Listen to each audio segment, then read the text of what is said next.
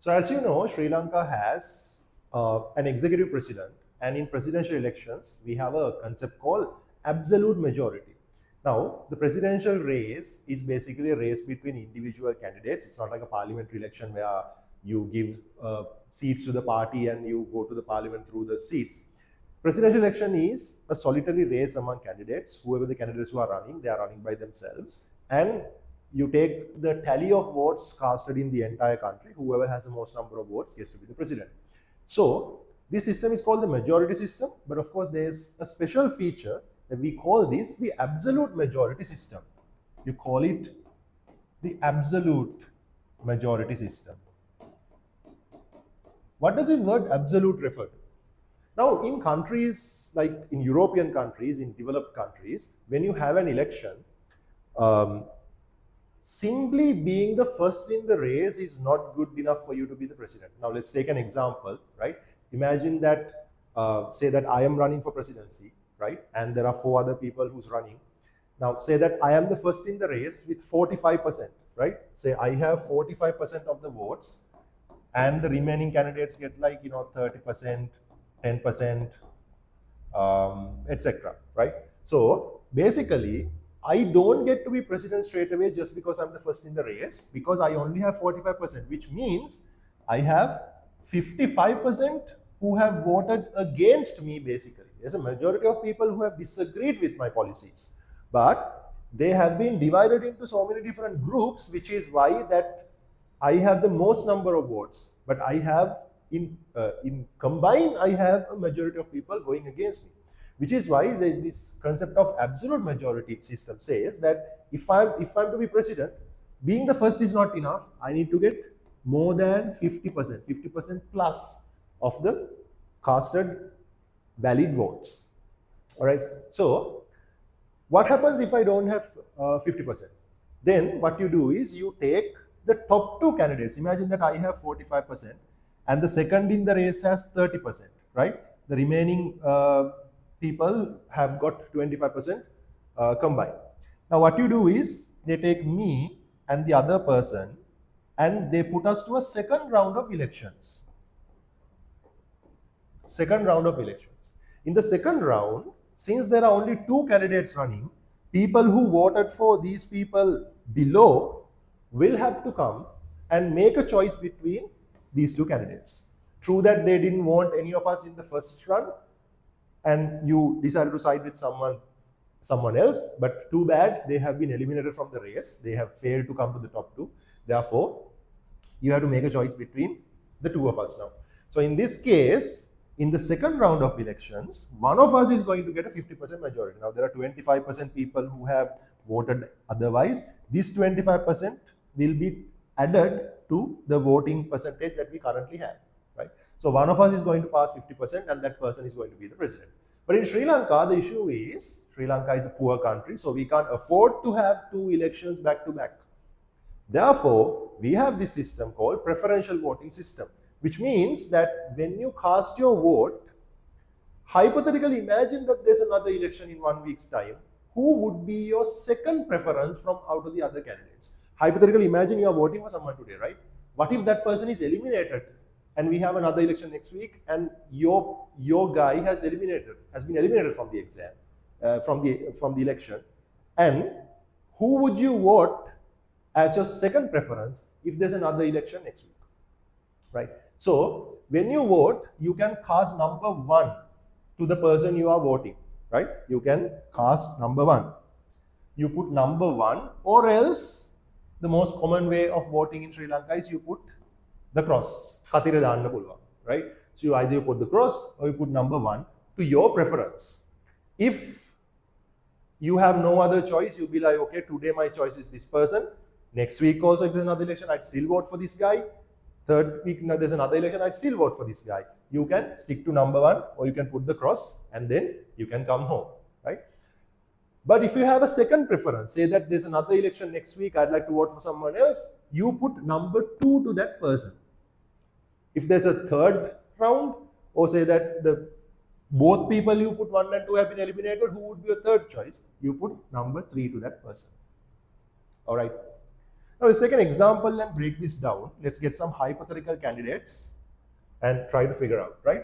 Okay, let's imagine there's an election and you have Tom Hanks and Leonardo DiCaprio and Kanye West and Katy Perry.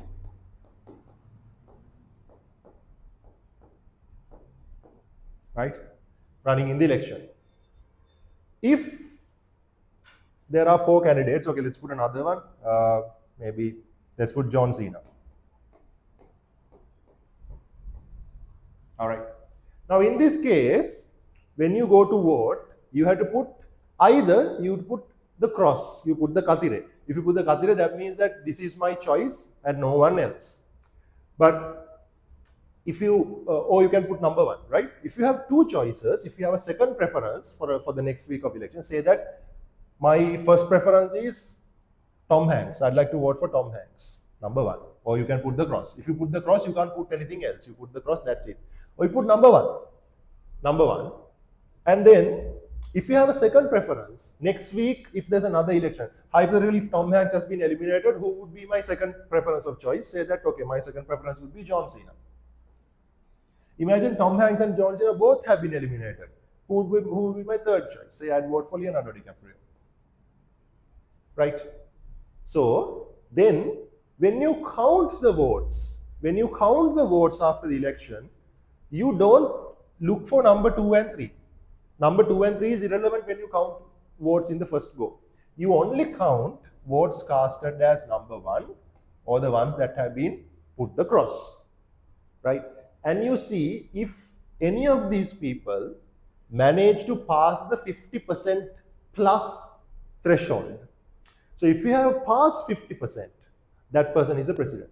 But if you have failed, whoever has the most number of votes has failed to reach 50%, then you have to take the people who have the most number of votes, number 1 and 2. So hypothetically, let's imagine that Tom Hanks and Leonardo DiCaprio has the most number of votes. They are first and second. But neither of them have 50%. Then all of these people are eliminated from the race. Right? These people are eliminated from the race.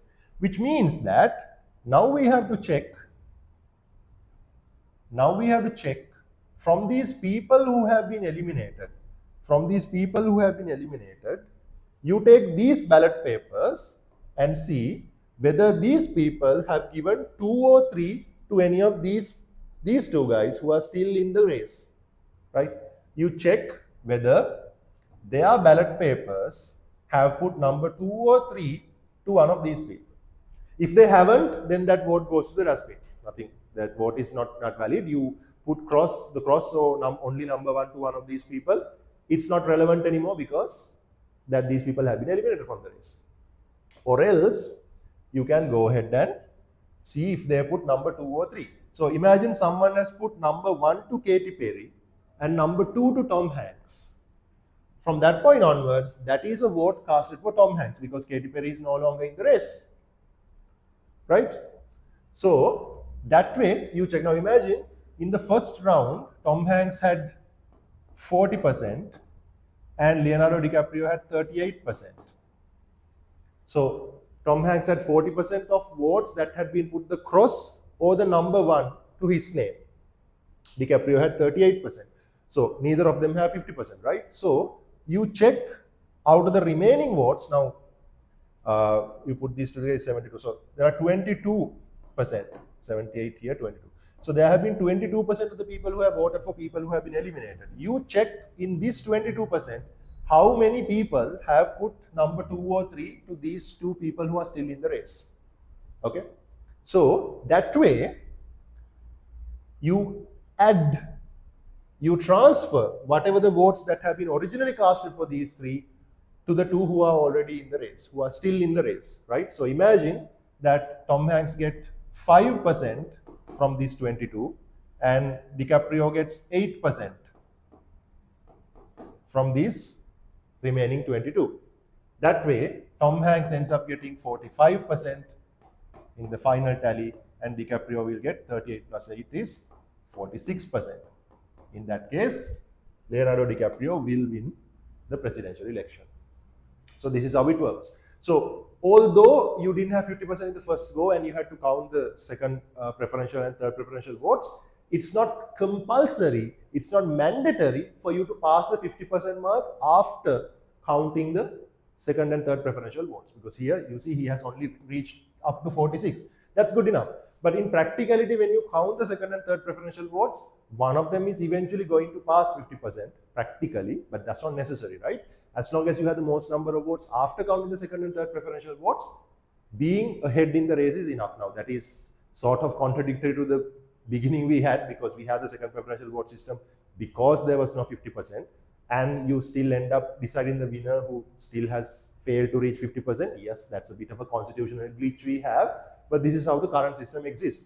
In the very rare 1 in a billion chance of the two leading candidates getting a tie, imagine both candidates receiving like 6,389,487 votes each, which is like a nearly an impossible thing to happen. If that's the case, there's a draw, like a lucky draw, a toss sort of a thing done by the election commission to decide the winner. Now that is insane. That is not going to happen, but that's there in the constitution. So you should be aware that that does exist.